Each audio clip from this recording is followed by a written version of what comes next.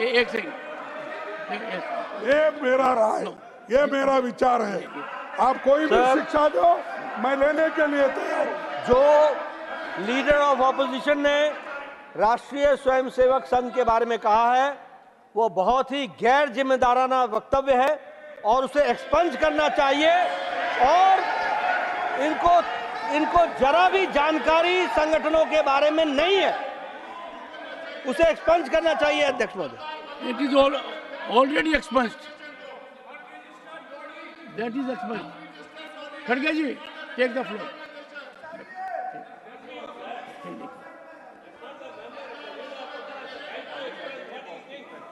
No, Mr. Tiruchi Shiva, right of expression does not extend to casting aspersions, to accusations, crossing all boundaries. There is an institution serving the nation in various formats. अरे sir सुनिए, आप बोलिए। नहीं मेरे पास नहीं है। आप बोलिए। देखिए साहब, ये मैं नहीं कह रहा हूं, सरदार वल्लभ भाई पटेल भी यही कहा कि ये आरएसएस से जुड़े हुए और इस देश के सभी लोग जानते हैं आरएसएस के लोगों ने उचकाकर, गोडसे को उचकाकर महात्मा गांधी की हत्या की है। और यही लोग हैं, और यही लोग हैं। खड़गे जी, it will not go on record. You are not making your point. Khadge ji, you are engaging unfortunately, painfully in bashing an organization that is working for the nation tirelessly with nationalistic mindset. I would have expected a leader of your stature to say nothing but appreciate. As senior men, don't find yourself in chains. Where appreciation is needed, you must appreciate. Yes. Great. ये जो वक्तव्य इन्होंने दिया sir, ये निंदनीय है और ये तथ्यों से परे है और इसको एक्सपंज करना चाहिए।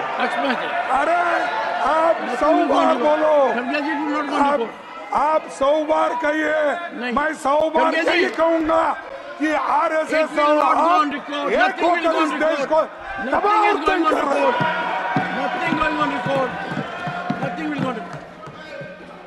सर, अग्निवीर जैसी अनप्लान तुगलक की योजना लाकर नौजवानों का मनोबल तोड़ दिया है।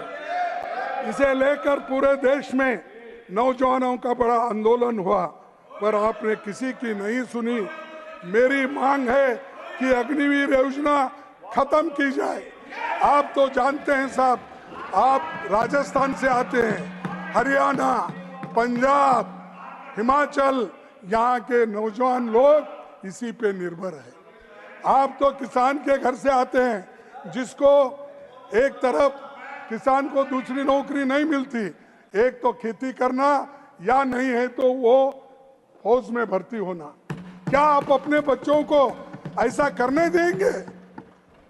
मैं आपसे पूछता हूं साहब, उनसे नहीं पूछता, क्योंकि उनसे पूछे तो वो लोग एकदम भड़क जाएंगे।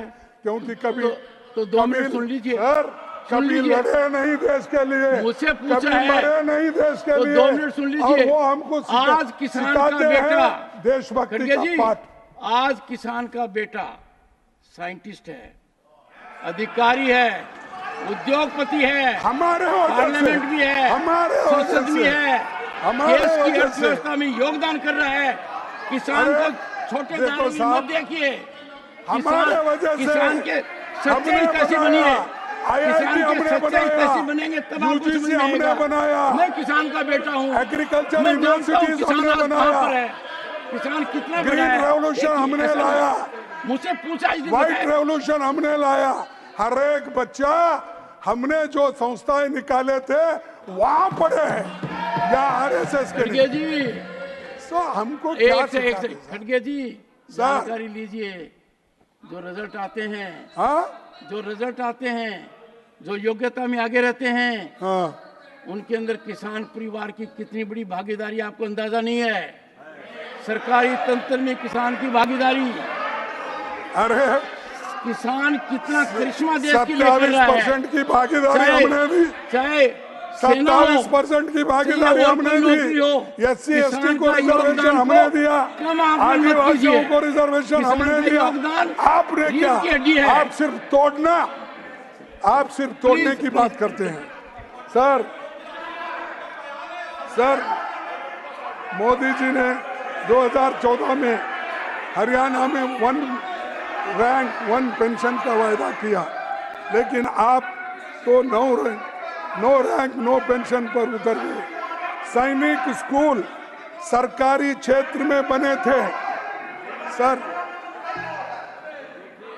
सैनिक स्कूल सरकारी क्षेत्र में बने थे, उनको निजी क्षेत्र में देते देते RSS के लोगों को दिया गया। वृंदावन, यूपी, सोलन, हिमाचल, रोहतक, हरियाणा, ये सब area. Please expand, totally expand. अरे दिया साहब, उनको सौंपा गया। खड़गे जी, मैं आपकी एक सेकंड खड़गे जी, मैं आपसे एक बात पर विचार करने का आग्रह कर रहा हूँ। हाँ यस प्लीज खड़गे जी, मैं आपसे एक बात के लिए आग्रह कर रहा हूँ कि मेरी बात को आप ध्यान से सुनिए। क्या इस देश में हर व्यक्ति को यह अधिकार नहीं है कि वो इस देश की विकास गंगा के अंदर भागीदार हो? क्या हर व्यक्ति को अधिकार नहीं है कि उस हवन में अपनी आहुति दे? आप कह क्या रहे हैं? मैं सैनिक स्कूल का छात्र हूं, मैं उन स्कूलों में गया हुआ हूं, मैंने देखा क्या कुछ हो रहा है। दुर्भाग्य की बात है, शायद आप एक भी सैनिक स्कूल में नहीं गए हैं।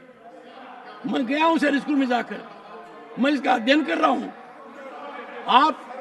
आप समाज के एक वर्ग को हर काम से दूर रखना चाहते हैं। ये मानसिकता भारत के संविधान के अंदर सही नहीं है। विचार कीजिए इस पर। एक नाम आते ही आप एकदम कहते हैं ये क्यों किया? ये देखिए साहब, नहीं ये देखिए, मेरी राय है, ये मेरी राय कायम रहेगी जब तक इस देश में जातिवाद है, छुआछूत है, तब तक ये कायम रहेगा।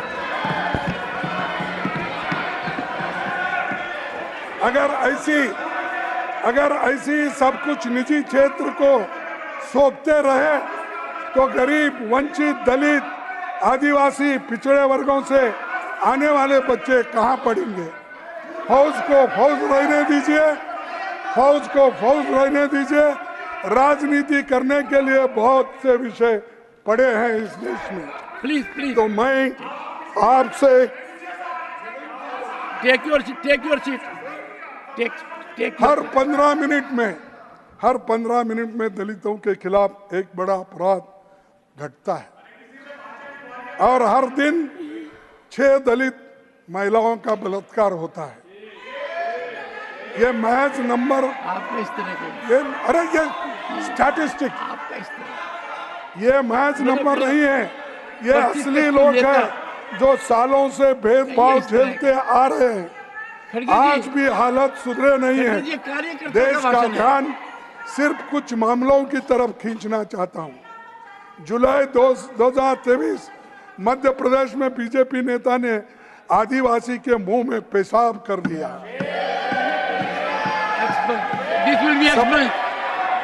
सितंबर 2023 में मध्य प्रदेश के अनूपपुर बीजेपी नेता ने बुजुर्ग आदिवासी को सरेआम चप्पलों से पीटा। 2023 गुजरात के मोरबी दलित युवक को तनख्वाह मांगने के लिए लोगों ने पीटा और मुंह से सैंडल उठाने के लिए भी मजबूर किया। 2023 में मध्य प्रदेश के दमोह दुकान में पानी पीने पर दलित युवक से मारपीट। 24 में गुजरात के गांधीनगर में शादी के दौरान के दलित युवक को पीटा गया और घोड़ी से उतारा गया। यूपी के बरेली में दलित युवक को 2 होमगार्ड ने पीटा। प्लीज मध्य प्रदेश के सागर में यौवन उत्पीड़न के आरोप के चलते पहले भाई और चाचा की पीट पीट कर हत्या की, भाई और चाचा की। फिर दलित महिला की भी मौत हुई। 24 में यूपी के फिरोजाबाद के जेल में दलित युवक की मौत हो गई। 24 में मध्य प्रदेश के छतरपुर में दलित युवक को बेल्ट से पीटा गया। जून 24 गुजरात के जूनागढ़ में बीजेपी विधायक के बेटे पर दलित युवक के साथ मारपीट करने को आरोप में उसको कर दिया। मैंने इन घटनाओं का जिक्र करना जरूरी समझा ताकि देश समझ पाए कि 21वीं सदी के भारत की एक सच्चाई ये भी है। सर, मैं इन घटनाओं का जिक्र इसलिए करना चाहता हूँ, करना जरूरी समझा ताकि देश समझ पाए कि 21वीं सदी के भारत की एक सच्चाई ये भी है। सभापति जी, सामाजिक न्याय का मुद्दा लोगों के दिल का मुद्दा है, इस तरफ ध्यान देना जरूरी है। इसीलिए ये बातें मैं आपके सामने रखी। लंबे समय से जाति जनगणना की मांग है, लेकिन सरकार इसको करने के लिए नहीं दे रही। लेकिन ये जाति जनगणना अगर हो गया तो हर एक को अपने अपने लोगों को उनकी जो जरूरतें हैं वो पूरी हो जाएगी। इससे विभिन्न समुदाय की दशा का आकलन हो सकता है। चुनौतियों को काबू में लाने की रणनीति इसी से बन सकती है। इस मुद्दे पर जितना देरी होगी उतना गरीब और कमजोर तबकों के लिए, उनके हितों के लिए चोट लगेगी। सर, सभापति जी, आप किसान परिवार से आते हैं, उनकी स्थिति अच्छी आप जानते हैं। तरह किसानों की हालत आज पहले से अधिक खराब है। 2022 तक किसानों की आमदनी दोगुनी करने का वायदा किसने किया था? पर उल्टे उनकी खेती की लागत बढ़ गई है। Ministry of statistics programme implementation का सिचुएशन असेसमेंट सर्वे ऑफ 2018-19, ये मेरा नहीं साहब, और एक बार पढ़ता हूँ। Ministry of statistics and programme implementation का सिचुएशन असेसमेंट सर्वे ऑफ 2018-19 देखेंगे तो आपको पता चलेगा कि एक किसान खेती से दिन केवल 27 रुपए कमाता है। एमएसपी, ये स्टैटिस्टिक डिपार्टमेंट का है, मेरा नहीं। एमएसपी गारंटी कानून बनाने की मांग देश भर के किसान संगठन कर रहे हैं। आपने इस पर कमेटी बनाई है और एमएसपी गारंटी कानून बनाई है, पहल कीजिए। विपक्षी दल इस पर सरकार के साथ देने के लिए तैयार है। देश की राष्ट्रीय सुरक्षा पर बड़ा खतरा। जम्मू कश्मीर में एक ही महीने में लगातार 3 आतंकी हमले हुए। मणिपुर 3 मई 2023 से जल रहा है। राहुल जी मणिपुर के लोगों के साथ खड़े रहे। भारत जोड़ो न्याय यात्रा की मणिपुर से शुरू की। इंडिया गठबंधन के सांसद मणिपुर गए, इनका अनुभव संसद के सरकार सुन सकती थी, पर सरकार राजनीतिक लाभ में लगी रही। अभिभाषण में मणिपुर पर चिंता नहीं दिखाई दी, इसीलिए आपका सफाया वहां पर हो गया। हाल में आरएसएस चीफ मोहन भागवत जी ने मणिपुर पर नसीहत दी। हमारी बात तो आप सुनते नहीं। आरएसएस वाले पहले बार सच बोल रहे हैं, उनकी तो बात सुनिए। 1 साल से मणिपुर जल रहा है, किसी की जवाबदारी नहीं है। सर, आइए परसों ही बोले ना। On one hand, you are sparing no words of condemnation. On second hand, you are saying this. Consistent रहिए ना, consistent रहिए ना। ये देखिए साहब, देखिए आप सुनिए, ये मेरे शब्द नहीं, मोहन भागवत मैं कह ये रहा हूं, बोल रहे हैं कि मणिपुर पे इन्होंने मैं आपसे निर्लक्ष्य आग्रह किया। करूंगा, मोहन मैं हाथ भागवत जोड़ जी के का हर कहता भाषण हूं, पढ़िए। मैं नहीं कहा, आरएसएस के मोहन भागवत नहीं, ने कहा। आप ये नहीं, मोहन भागवत जी का हर भाषण आप पढ़ लीजिए, ज्ञान ही मिलेगा, नहीं बहुत ज्ञान वर्धक होगा। मैं ये देखिए, बहुत नफीस। मैं देखिए अपने जो उनके फाउंडर है वहां से लेकर गोलवाल गुरुजी से लेकर सुदर्शन से लेकर जितने भी सुदर्शन इनके जी। लीडर हैं सबको पढ़ता हूँ मैं।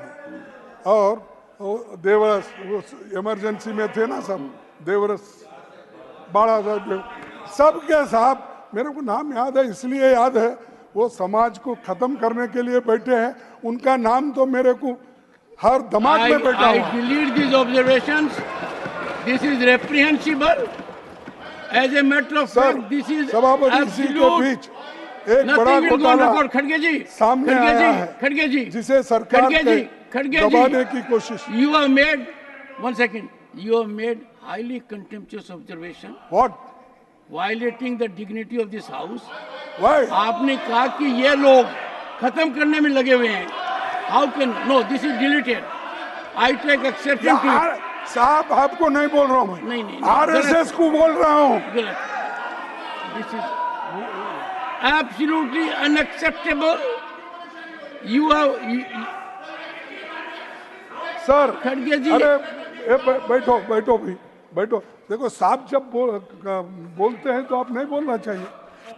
तो सर 19 मई को प्रधानमंत्री जी ने कहा कि स्टॉक मार्केट तेजी से आगे बढ़ने जा रहे हैं। खड़गे जी, one second. होम मिनिस्टर ने कहा कि 22 shares before 4th June। I have to take note of time. One second. The House will continue during lunch recess also in the deliberations continue. आपका फ्लो नहीं तोड़ रहा हूं, देखिए आपके फ्लो के लिए लंच रिसेस रद्द कर दी गई है,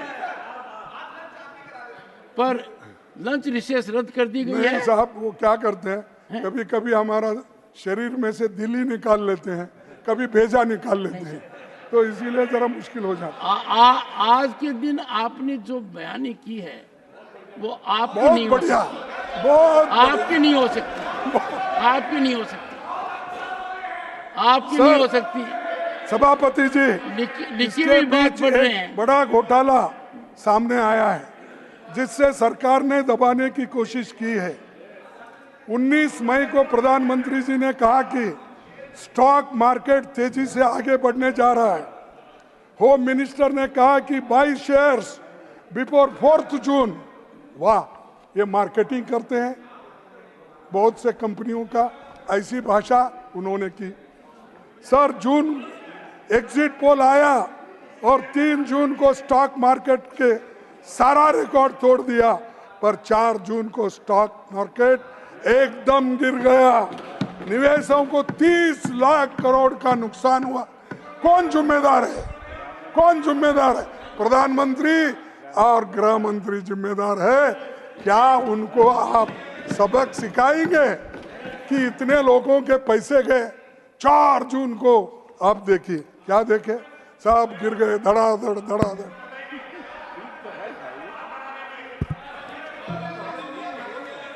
सर आखिर में चंद बातें देश की लाइफलाइन भारत रेल पर भी करना चाहूँगा।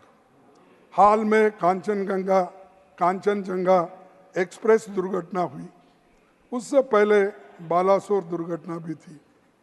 हमारे रेल ऑस्ट्रेलिया के आबादी के बराबर रोज मुसाफिरों को ले जाती है और देश को एक तरफ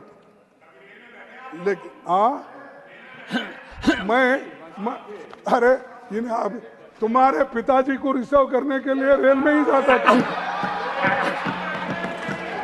अरे गुलबर्गा में एयरपोर्ट नहीं था तो हम खड़गे जी ये देखो 1970 में इनके पिताजी को हमको हम सबको अंदर कर दिए थे 144 ये यंग टर्न, हम सब उस वक्त यंग थे। एक खड़गे जी तो एक महत्वपूर्ण बात करें। खड़गे जी क्या कह रहे हैं? किन को अंदर कर दिया था? देखिए 1970 में 71 में सुनिए चंद्रशेखर, मोहन धारिया, कृष्णकांत और ये जो लोग यंग टर्न की ग्रुप थी हमारे गुलबर्ग आए थे। 144 इन्होंने तोड़ दिया, तो हम ही वहाँ पर ब्लॉक प्रेसिडेंट थे, तो हमको भी अंदर डाले, इनको भी अंदर डाले 1-2 घंटे के लिए, फिर बाद में छोड़ दिए। तो 4 बार गुलबर्ग आना पड़ा, विमान नहीं थी, रैली थी। तो इसलिए मत बोलो भाई, तुम्हारी इज्जत करता हूं क्योंकि तुम्हारे पिताजी की वजह से। बैठो बैठो। हमारी रेल ऑस्ट्रेलिया की आबादी के बराबर रोज मुसाफिरों को ले जाती है। देश को एक तरफ हाई स्पीड ट्रेन और बुलेट ट्रेन का सपना दिखाया जा रहा है, दूसरी तरफ सरकार नागरिकों की सुरक्षा की सुनिश्चित नहीं कर पा रही है। किसी दुर्घटना पर हम सवाल उठाते हैं तो इसका जवाब ये मिलता है कि पीछे आपके ज़माने में कितने दुर्घटना हुए थे, कितने ऐसी घटनाएं हो, उसकी गिनती होती है। अरे अच्छे करने की गिनती करो, पीछे क्या होगा वही बात बार बार बोलने से देश आगे नहीं बढ़ता। अच्छा होगा कि सबसे पहले 3 लाख से अधिक वैकेंसी रेलवे में जो खाली है वो भर्ती करो, उसमें SC ST सभी को मिलेगा।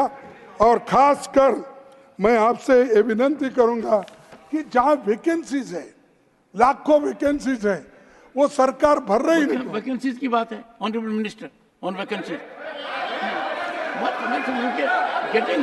माननीय सभापति जी, माननीय सभापति जी, एक सेकंड।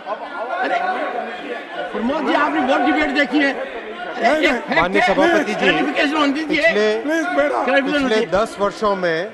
पिछले 10 वर्षों में करीब 5 लाख लोगों को भर्ती की गई है। 5 मिनट में खत्म। और अगर यूपीए का 10 साल देखें तो उससे ज्यादा वैकेंसीज भर्ती की। पिछले 10 सालों में गरीब आदमी सरकार की सोच से बाहर है।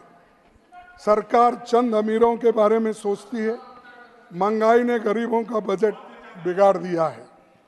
Petrol, diesel, LPG cylinder, fertiliser, pesticide, milk products, ये बढ़ते दामों से घर का बजट भी बिगड़ गया है।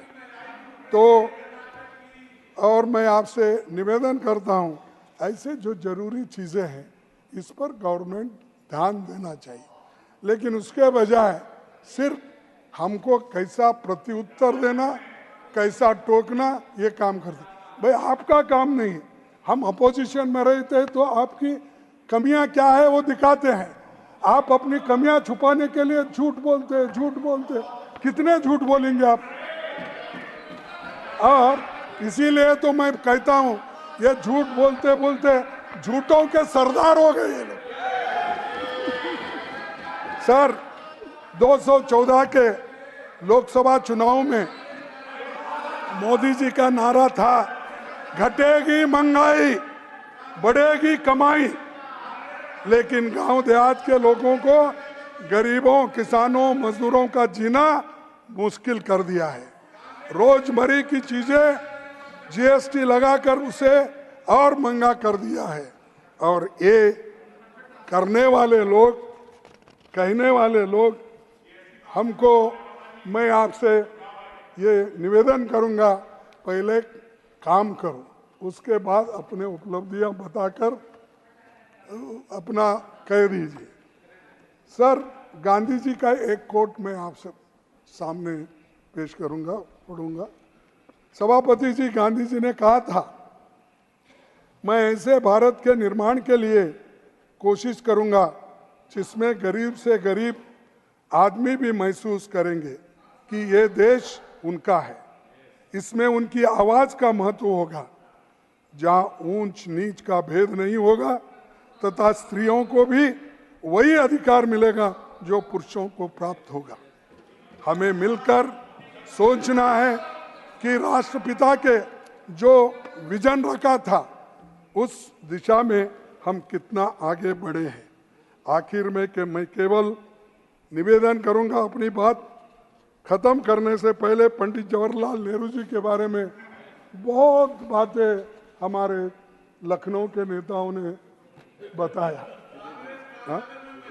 त्रिवेदी साहब ने बताया।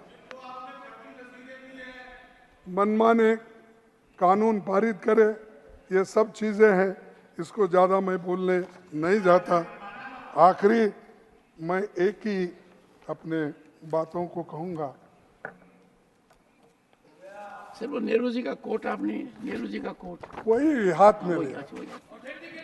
सर इसी हाउस में बीजेपी के एक वक्ता ने, उनका नाम नहीं ले रहा हूं इसीलिए फिर वो उठ जाएंगे, इसी हाउस में बीजेपी के एक वक्ता ने क्या कुछ अपमानजनक बातें प्रथम प्रधानमंत्री और महान सेनानी नेहरू जी के बारे में कही, और प्रोसीडिंग में वो है।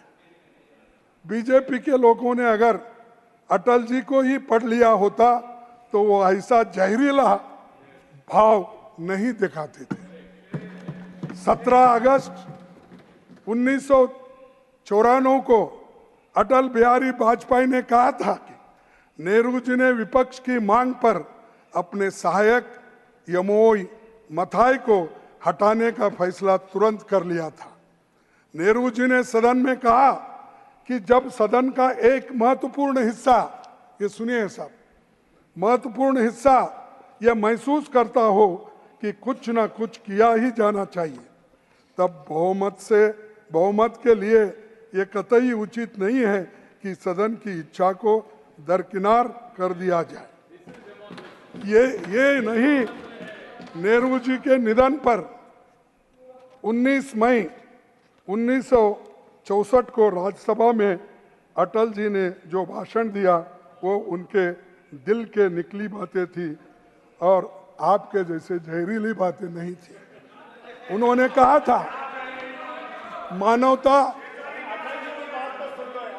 मानवता आज खिन्न है, मानवता आज खिन्न है, उसका पुजारी सो गया। शांति आज अशांत है, उसका रक्षक चला गया। दलितों का सहारा छूट गया, जन जन की आंख का तारा टूट गया। वे शांति के पुजारी किंतु क्रांति के अग्रदूत थे। मेरे नहीं वर्ड, वाजपेयी के, वाजपेयी जी के, अटल जी के, ठीक। वे अहिंसा के उपासक थे किंतु स्वाधीनता और सम्मान की रक्षा के लिए हर हथियार से लड़ने की हिमायत थी। वे व्यक्तिगत स्वाधीनता के समर्थक थे किंतु आर्थिक समानता लाने के लिए प्रतिबद्ध थे। अटल जी का ये लंबा भाषण है, मैं संक्षिप्त में चंद बातें आपके सामने करूंगा। वो व्यक्तित्व जो जिंदा दिली विरोधी को भी साथ लेकर चलने की वो भावना थी। पढ़ू साहब और एक बार पूरा, ये व्यक्तित्व जो जिंदा दिली विरोधी को भी साथ लेकर चलने की वो भावना, वो सज्जनता, वो महानता शायद निकट भविष्य में देखने को नहीं मिलेगी। और उनकी देशभक्ति के प्रति और उनके अटूट साहस के प्रति हमारे हृदय में आदर के अतिरिक्त और कुछ नहीं है। ये वाजपेयी के शब्द। और आपके प्रोसीडिंग अगर पढ़ेंगे तो आपको अटल जी का विचारधारा, नेहरू जी की सोच अलग थी, लेकिन आरएसएस लगातार निगेटिव चर्चा करके नेहरू जी की चरित्र हत्या का काम दशकों से करता रहा है। संघ के कई कार्यकर्ता जो संसद और सरकार में हैं, वे भी यही काम कर रहे हैं। नेहरू जी बेशक संपन्न परिवार में पैदा हुए, लेकिन आजादी की लड़ाई में वे 3259 दिन, करीब 9 साल जेल में रहे।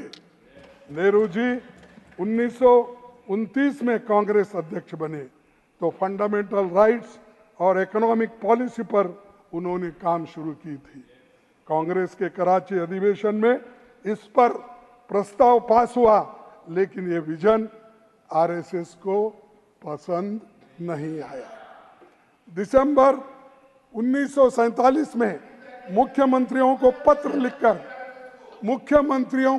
लिखकर नेहरू जी ने चेतावनी देते हुए कहा कि हमारे पास दिखाने के लिए बहुत सारे सबूत है कि आरएसएस एक निजी सेना की प्रकृति का संगठन है, वह नाजी लाइन पर आगे बढ़ रहा है और हालांकि उनके नेता खुले तौर पर कहते हैं वो एक राजनीतिक निकाय नहीं है, लेकिन उनकी नीति और कार्यक्रम राजनीतिक और अत्यधिक सांप्रदायिक और हिंसक गतिविधियों पर आधारित है। ये मैंने नहीं कहा, ये जवाहरलाल नेहरू जी ने जो चीफ मिनिस्टर को लेटर लिखी थी वो, और जो अटल बिहारी वाजपेयी जी नेहरू जी के बारे में जो बात की थी, ये भी बता दें, ये सब है। ये भी बता दें अटल बिहारी वाजपेयी जी का स्रोत क्या था? हाँ, अटल बिहारी वाजपेयी कौन से संगठन के थे, ये भी बता दें। वो ये भी बता दें। नहीं, जनसंघ के थे, लेकिन ये पूरा बताइए। अरे तुम जरा चुप। अच्छा, इनके पास आरएसएस अटल जी के काफी भाषण है। नहीं, वाजपेयी के जैसे नेता अगर होते तो ये नौबत नहीं आती थी। मंगलसूत्र, भैंस लेना, जमीन लेना और लोग मुजरा, ऐसे शब्द नहीं आते थे। ये अलग है, वो अलग है, इसीलिए एक दूसरे को कंपेयर मत करो। तुम्हारा काम एक ही है, सबको तोड़ना, हमारा काम है जोड़ना। इसी शब्दों के साथ मैं अपने भाषण को समाप्त करता हूँ। नमस्कार।